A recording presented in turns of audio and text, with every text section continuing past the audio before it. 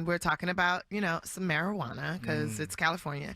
And Ron Jeremy's at the show, and he goes, "Hey, I got papers. I have papers with my image on it." I'm like, "Yeah, right." And so he pulls out the papers, and he's like, "I have more at my place if you want a box of them."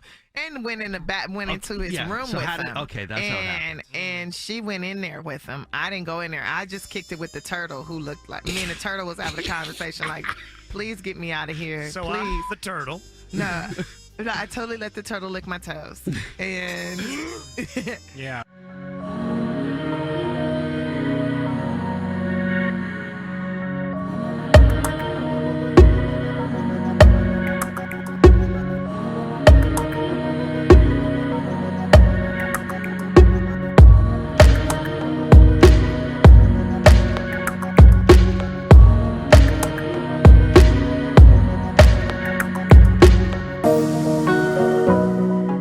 Well, welcome to another edition of Madman with the Show. Hope everybody is doing very well. Don't forget to hit that like, subscribe, share. Thank you for tuning in. I'm feeling much better these days. Still got a bit of a cough. It's okay. You'll still hear my voice. My sinuses are still going off a little bit, but that's okay. It is a nasty case of the flu that I caught. And that's going to be going around this season. They already said it in the news recently and said, get your flu shot, get your flu shot. But, feeling much better. Unfortunately, there's some people who are not feeling really good out there right now.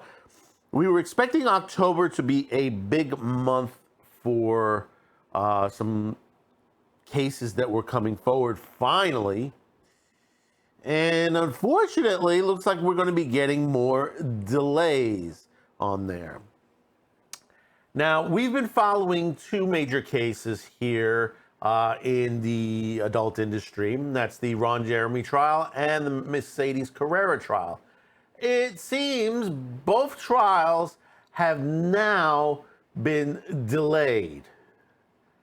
Now, we're going to read a little bit off XBiz on this on both articles. There are two separate articles on this. Ron Jeremy trial postponed again until 2023. The Ron Jeremy trial has been postponed until January 7, 2023. The news was confirmed to XBiz this afternoon by a Los Angeles County District Attorney Office spokesman. The DA office did not respond to a question on whether a psychiatric expert for the prosecution has already issued a report on whether or not Jeremy is competent to stand trial in the Los Angeles for multiple sex charges and rapes. As XBiz reported, a psychiatric expert for the defense issued a report in late July asserting that Jeremy is not competent to stand trial. The report was presented in court on July 27th, and the next hearing was set for this past week. Jeremy's attorney, Stuart Goldfarb, did not reply to a request for comment on the current developments. The case has been at a standstill since presiding Judge George Lamel March 17 decision to suspend proceedings after he received reports from Goldfarb and a bailiff that the defendant was incoherent and could not be transported to the court. George Lamel then referred the case to a mental health courthouse for a decision on Jeremy's ability to stand trial. The judge recommended that the psychiatrics on each side conduct evaluations to determine competency. Jeremy is currently awaiting trial in Los Angeles, where he remains in jail since his arrest in June of 2020. After an August 2021 grand jury indictment was returned, Jeremy pleaded not guilty to 12 counts of forcible rape, 7 counts of forcible oral copulation, 6 counts of sexual battery by restraint, 4 counts of sexual penetration by foreign object, and 2 counts of sexual penetration of an unconscious or asleep person, and 1 count of lewd act upon a child under the age of 14 or 15, sodomy by use of force, and assault intended to commit rape. Last year, XBiz published a detailed account of the 21 accusations that formed the Los Angeles District Attorney case against Jeremy. It remains only a comprehensive journalistic account of the testimonies given before the grand jury in August of 2021. Now, the thing about it is with the Ron Jeremy case, and I've been looking a little bit up on this, what I can find so far and what I got off of XBiz. And of course, what's been being put out in the documentaries. There are a couple of documentaries out. I haven't seen the main BBC one, which was recent. I haven't seen that as of yet, but there are one or two prior to this. And the thing about those documentaries, the way they were presented, it wasn't presented in a way explaining the situation. It started to look more of an advertisement for the people involved. And all you got to do is listen to what they're saying. Now, the thing about it is a lot of the accusations, when you separate them, can you say Ron has done this? It's a possibility. The other half is, and especially the underage one, is basically the underage was, if this is I'm correct, was in a bar, underage, where there were adults and a lot of this stuff going on. Now, if the person said no, yeah, understandable. I could understand that. That is, the situation. But if you're 14 or 15 years old and you're in a bar, an adult bar, there's a lot of questions behind that as well. And then this is not putting any blame on the person, but what someone put it well, it's you shouldn't have put yourself in that predicament. That's not putting blame on them. It's just the choices you make, sometimes have repercussions to the situation. I could say myself, I started going into bars when I was 19, in New York City, it's 21 and over. But still, it's when you're that young and you're walking into bars of that nature, you still got to ask yourself that question. Where are your parents at this point? Why are you doing there? It's not putting blame. It's not putting blame. It is the decision. It's the choice you made. Now, the other half of it is if you were as the sodomy situation on there, yes, that is wrong. Should never have happened.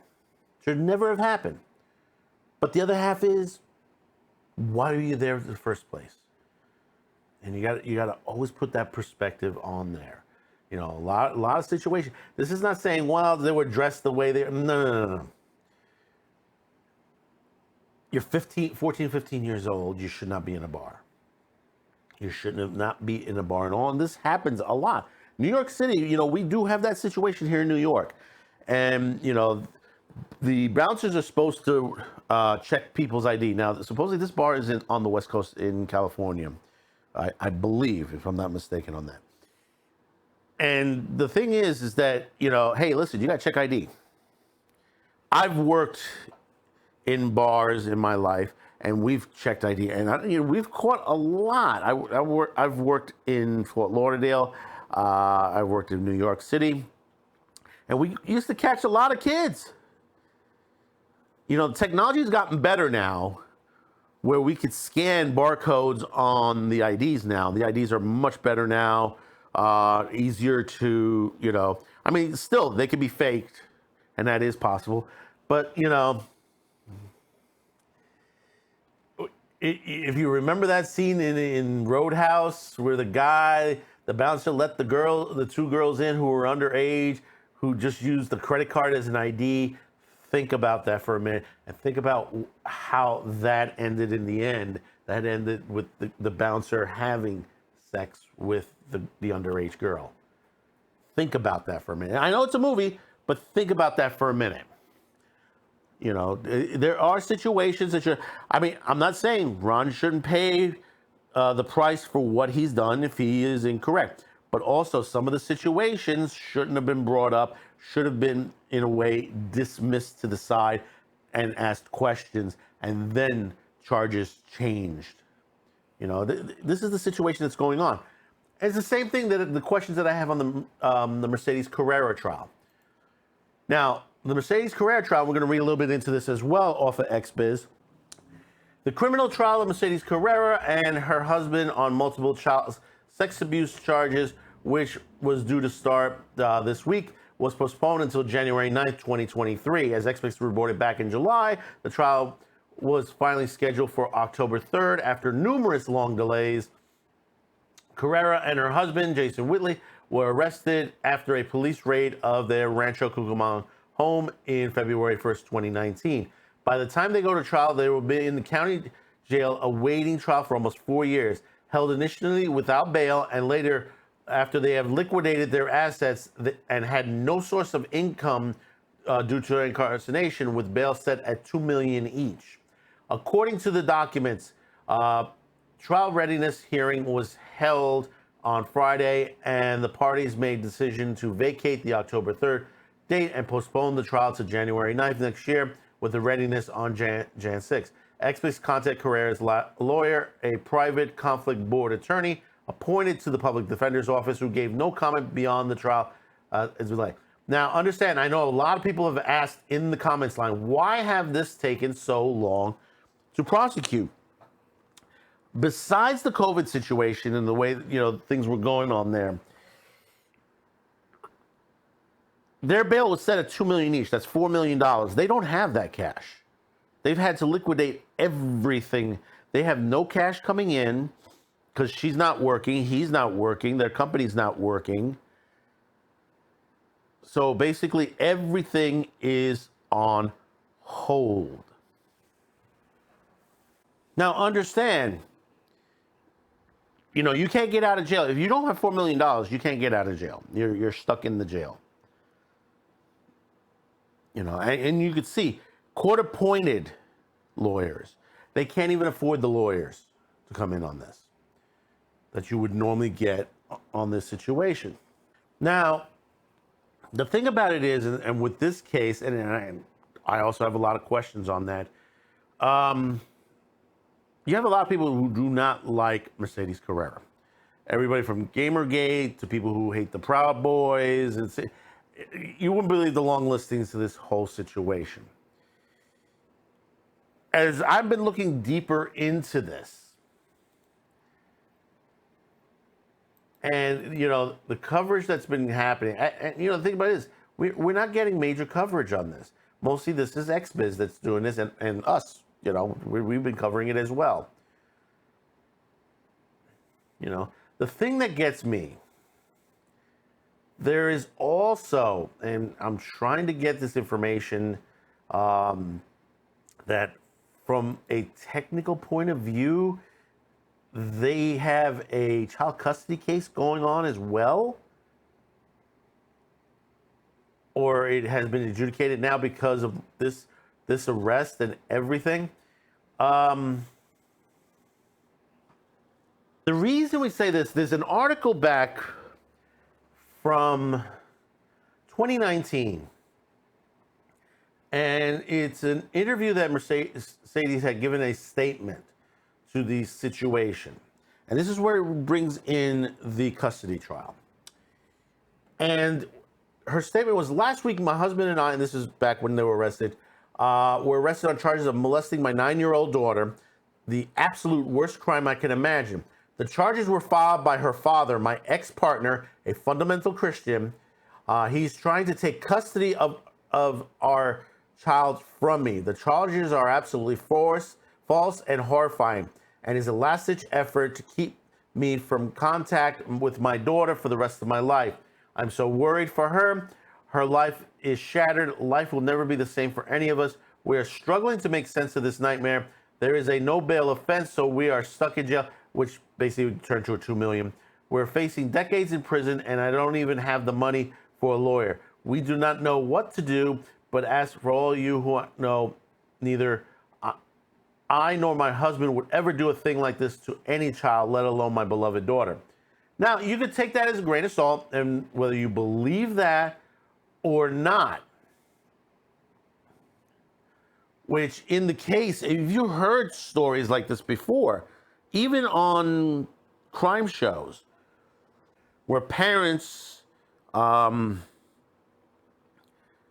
to get their children cause false allegation. I just saw Judge Judy one the other day where a mother with her two children, her ex-husband and the ex-husband's girlfriend, the girlfriend literally went out with flyers in the neighborhood before they moved into the new neighborhood and was telling them that she was abusive and this, and that. You know, just literally slandering her in the neighborhood. I mean, those people ended up losing the case, and they ended up paying $2,000 for defamation on that. But this is the things that goes on.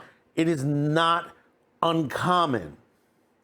So as you get deeper in the case, and this is why cases like this, and this is why we say, this is why there should be cameras in the courtroom, so the American public can see what is going on with these cases, because it is unusual to hear a situation like this, and how disgusting that it is, and then you find out to the side that there's a custody hearing going on, that the opposite parent wants custody of the child, you know, and we're bringing up these allegations. Now, supposedly they said there was evidence to the nature on there. Yeah, the house was a adult set. I would assume so, because basically a lot of the OnlyFans and some of the main porn stars these days, they're doing a lot of work at home these days. A lot easier, a lot cheaper, you know, on there. And that's why you're seeing a lot more adult-related material in the industry these days, because of the way the sets. I mean, you got major companies, you know, like Black Ice and Vivid, you know, a lot of other companies that are basically, they're on location stuff. And they got the money to do that, you know. And yes, there are some issues with that as well. You know, we talked about that on a case that was dismissed, that there were allegations that 4 companies were a part of sex trafficking ring, and the judge dismissed that as well, because these are some of these are the lies that comes. The evidence, sometimes the evidence, you say, oh, here's the evidence, but when you look at the evidence, it says that's not evidence. That's just, you know, listen, they had 2 cameras next to a bed with light grids. Nothing was going on. Do you think she would have the child there? She would probably have her out with a babysitter while they shoot something in there, or maybe Mercedes might take her out while the current husband is shooting the videos in there, you know. Or that may not have been the major home where they live. That might be what they call a set home. In other words, you know, a place where they do all their work. We just don't know that because we haven't gotten all that information. So both trials, Ron Jeremy and Mercedes Carrera, are on hold till the beginning of next year, 2023. We'll continue to monitor these situations.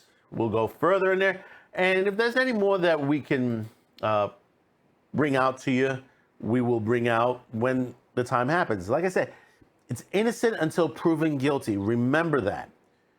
I'm only giving you certain facts that are available to us via, you know, the information that we're able to get. You know, we're not saying anyone's guilt or innocence in the situation, but it is innocent until proven guilty. That is the law in this country. They have to have their day in court. But the way some of this is looking, especially with the Mercedes Carrera trial, you know, this could be fictitious in certain ways. We don't know. We have to wait for the trial to happen and see the evidence. So tell me in the comments line below your thoughts about this. Don't forget to hit that like, subscribe, share. We will see you on the next video. Thank you for tuning in, and bye-bye now.